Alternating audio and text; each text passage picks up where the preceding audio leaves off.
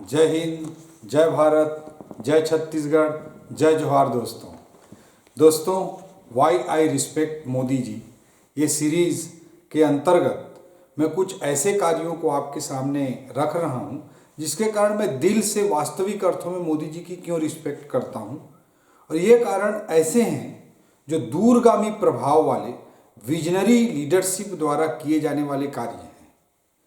छोटे छोटे राजनीतिक स्वार्थों के लिए राजनेता लोग तो लोक लुभावन कार्य करते रहते हैं, लेकिन मोदी जी आने वाले समय के लिए, डिकेड के लिए, सेंचुरीज के लिए भारत को कैसे महानतम और मजबूत राष्ट्र के रूप में स्थापित किया जाए, उसके लिए लगातार इनोवेटिव तरीके से, अद्वितीय तरीके से प्रयास कर रहे हैं।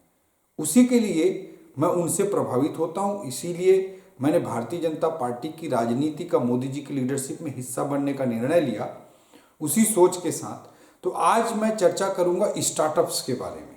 दोस्तों, अभी पिछले 16 जनवरी को पहली बार मोदी जी के लीडरशिप में देश में नेशनल स्टार्टअप डे के रूप में 16 जनवरी को मनाया गया। स्टार्टअप इंडिया इनोवेशन वीक का भी ऑर्गेनाइजेशन किया गया और देश में में पैदा हो रहे अलग अलग तरह के स्टार्टअप्स को प्रमोट किया गया। दोस्तों, कुछ आंकड़े बहुत महत्वपूर्ण हैं। जब मोदी जी की सरकार बनी थी 2014 में, उससे पहले भारत में कुछ 100 स्टार्टअप के आसपास हुआ करते थे। आज उनकी संख्या 60,000 से अधिक हो चुकी है। हमारे देश में स्टार्टअप्स की संख्या, उसमें से भी 10,000 से अधिक स्टार्टअप्स पिछले करीब 6 महीने में ही नए स्टार्टअप्स पैदा हुए हैं। दोस्तों, आज देश में 80 यूनिकॉर्न बन गए हैं। यूनिकॉर्न मतलब जिस मार्केट का वैल्यूएशन 1 अरब डॉलर से अधिक का हो। 1 अरब dollar, 1 billion dollar, 1 billion dollar से अधिक का हो, उसको हम यूनिकॉर्न कहते हैं। 1 बिलियन में 100 करोड़ होता है। 1 बिलियन में 100 करोड़ होता है, अर्थात जिस कंपनी का वैल्यू 7500 करोड़ से अधिक का हो, उसको हम यूनिकॉर्न कहते हैं। भारत में इस तरह के नए जो स्टार्टअप्स पैदा हुए हैं, उसमें से 80 यूनिकॉर्न का शेप ले चुके हैं, अर्थात 80 ऐसी कंपनियां हैं जिनका मार्केट वैल्यूएशन 7500 करोड़ या 7,500 करोड़ से अधिक का हो चुका है। और इसमें से 40 से अधिक ये यूनिकॉर्न भारत देश में केवल 2021 में नए इमर्जिंग तरीके से पैदा हुए हैं। और आज यूनिकॉर्न कंपनियों के मामले में, अर्थात 1 बिलियन डॉलर के वैल्यूएशन वाली कंपनियों के मामले में भारत दुनिया का तीसरा सबसे हाईएस्ट यूनिकॉर्न वाला देश बन गया है। इस तरह के बड़े अचीवमेंट्स भारत में हमको दिखाई दे रहे हैं। दोस्तों, इसके पीछे एक बड़ी सोच, एक विजन के तहत मोदी जी द्वारा किया जाने वाला कार्य है। दोस्तों, इसके तहत मोदी जी ने 3 स्टेप में कार्य किया है।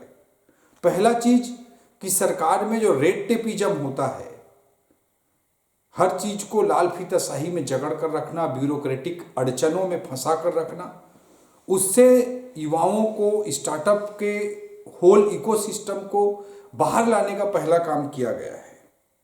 दूसरा, जो इनोवेशंस हैं उसको प्रमोट करने के लिए इंस्टीट्यूशंस की स्थापना करने का काम किया गया है। और तीसरा, युवा उद्यमियों की हैंड होल्डिंग के लिए, उनको सहायता के लिए मैकेनिज्म क्रिएट किए गए हैं। दोस्तों, मोदी जी ने प्रधानमंत्री बनते ही सेल्फ अटेस्टेशन से सरलीकरण की, सरकारी औपचारिकताओं की, बाध्यताओं की को सरलीकरण का कार्य प्रारंभ किया था। आज देश में 25,000 से अधिक कंप्लायंसेस को मोदी जी के लीडरशिप में दूर किया जा चुका है। दोस्तों, आज जो स्टार्टअप्स के लिए अलग अलग तरह के जो सर्टिफिकेशन के सिस्टम होते हैं, उसको सेल्फ सर्टिफिकेशन का सिस्टम लागू किया गया है। IPR रेगुलेशंस के जो रूल होते थे, उसका सरलीकरण किया गया है। इस तरह के कार्य करके एक तो सरकारी चंगुलों से, सरकारी औपचारिकताओं से, बाध्यताओं से युवाओं को स्टार्टअप कल्चर में मुक्ति दिलाने का काम किया गया है। दूसरा, मैं महत्वपूर्ण पार्ट की ओर बात करना चाहूँगा कि हैंड होल्डिंग के तहत स्टैंड अप योजना, स्टार्टअप योजना जैसे योजनाओं को लाकर क्रेडिट एक्सेस में विशेष रूप से युवाओं को महत्ता दी जा रही है। दोस्तों, जो स्टैंड अप स्कीम होता है उसके तहत 10 लाख से 1 करोड़ रुपए तक का लोन बिना मॉर्गेज के प्रदान किया जाता है। और हर एक बैंक को एक कंपल्सन होता है, हर एक बैंक की हर एक ब्रांच को एक कंपल्सन होता है कि प्रत्येक वर्ष 2 केस स्टैंड अप योजना के अंतर्गत वो स्वीकृत करे नए युवा उद्यमियों को। उनमें से एक इंटरप्रेन्योर एसटी या एससी कैटेगरी से और दूसरा इंटरप्रेन्योर महिला कैटेगरी से होना भी अनिवार्य किया गया है। इस तरह 10 लाख से 1 करोड़ तक के लोन की सुविधा स्टैंड अप योजना के तहत बिना मॉर्गेज के दी जाती है। वैसी ही स्टार्टअप योजना के लिए क्रेडिट एक्सेस अर्थात जो पैसे की इनिशियल जरूरत होती है उसमें 1 करोड़ से ऊपर की राशि को स्टार्टअप योजना के तहत प्रदान करने का सिस्टम बनाया गया है। इसके अलावा आई क्रिएट जैसी संस्थाओं का निर्माण किया गया है, जिसके तहत आई क्रिएट मतलब international centre for entrepreneurship and technology, I create international centre for entrepreneurship and technology, इसका निर्माण करके युवाओं को एक इंस्टीट्यूशनलाइज वे में संस्थागत तरीके से हेल्प करने का विशेष इकोसिस्टम क्रिएट किया गया है। दोस्तों, जो युवा हैं वो नए कुछ प्रोडक्ट कर रहे हैं, नया प्रोडक्शन कर रहे हैं, उसको आसानी से सरकारी सप्लाई से जोड़ सकें, इसके लिए जेम सिस्टम को टेक्नोलॉजिकली साउंड करके आज इंट्रोड्यूस किया गया है। जेम प्लेस अर्थात गवर्नमेंट ई मार्केट प्लेस, इसके तहत सभी को एक्सेस दिया जा रहा है। दोस्तों, इस तरह से अनेक कदम उठा करके मोदी जी के लीडरशिप में भारत देश के युवाओं को स्टार्टअप कल्चर में एक विशेष प्रोत्साहन मिला है। यही कारण है कि 2014 में जो महज कुछ 100 स्टार्टअप थे उनकी संख्या बढ़कर आज 60,000 स्टार्टअप हो चुकी है। पिछले कुछ एक साल में 10,000 से अधिक, करीब 6 महीने में 10,000 से अधिक स्टार्टअप नए इवॉल्व हुए हैं।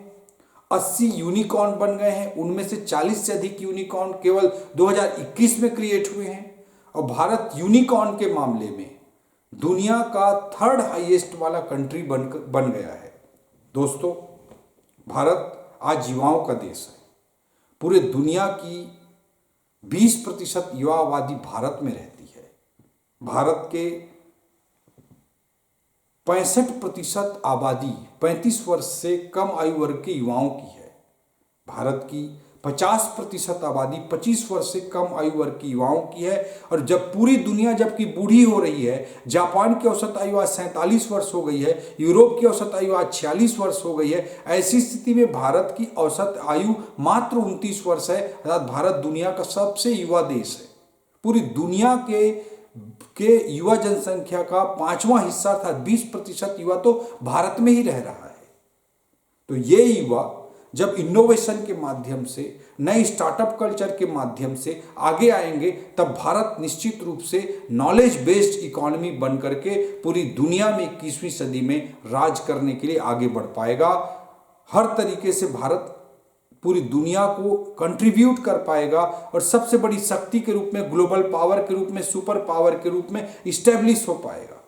दोस्तों, पहली सदी से लेकर 15वीं सदी तक भारत दुनिया की सबसे बड़ी अर्थव्यवस्था रहा। भारत पूरी दुनिया के लिए जगत गुरु की भूमिका निभाता रहा। ये केवल 1500 सालों तक यह केवल इसलिए संभव हो पाया था क्योंकि भारत मूलतः ज्ञान आधारित समाज, नॉलेज बेस्ड सोसाइटी था, ज्ञान आधारित इकोनॉमी थी, नॉलेज बेस्ड इकोनॉमी थी। इसके कारण से संभव हो पाया था। इसीलिए उस समय नालंदा, तक्षशिला जैसे विश्वविद्यालय भारत देश में हुआ करते थे, जो आज के हार्वर्ड और ऑक्सफोर्ड से भी ज़्यादा विशेष रूप से फेमस हुआ करते थे। पूरी दुनिया भर से लोग वहाँ अध्ययन अध्यापन के लिए आया करते थे। भारत को इसी दिशा में इनोवेशन बेस्ड कंट्री बनाने के लिए मोदी जी विशेष एफर्ट कर रहे हैं।